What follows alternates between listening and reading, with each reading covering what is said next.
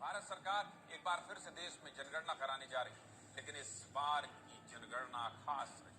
उसका कारण है कि सरकार जनगणना के साथ साथ जातिगत गणना भी कराने जा रही है। साल 2021 से अधर में लटकी भारत की जनगणना अब फाइनली यानी कि अंततः होने जा रही है। सोमवार को गृह मंत्रालय ने जनगणना का नोटिफिकेशन जारी कर दिया है। भारत सरकार के मुताबिक देश में जनगणना 2 फेज में होगी। पहला फेज अगले साल 1 अक्टूबर 2026 को शुरू होगा और पहले फेज में केवल भारत के 4 पहाड़ी राज्यों में जनगणना की जाएगी, जिसमें हिमाचल प्रदेश, उत्तराखंड, जम्मू कश्मीर और लद्दाख शामिल है। इसके बाद दूसरा फेज 1 मार्च 2027 से शुरू होगा, जिसमें भारत के बाकी राज्यों में जनगणना होगी। इसके पहले देश में साल 2011 में जनगणना हुई थी।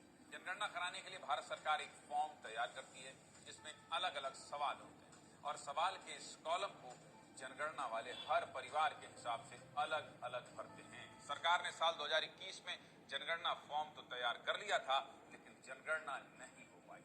सूत्रों की माने तो साल 2027 में होने वाली जनगणना में यही फॉर्म लागू रहेगा और इस फॉर्म के हिसाब से आपके परिवार की आर्थिक स्थिति का पता लगाने के लिए सरकार कई बुनियादी सवाल पूछेगी। जनगणना वाले आएंगे तो पूछेंगे कि आपका घर कैसे बना है, मतलब कैसा है आपका घर कच्चा है या पक्का है।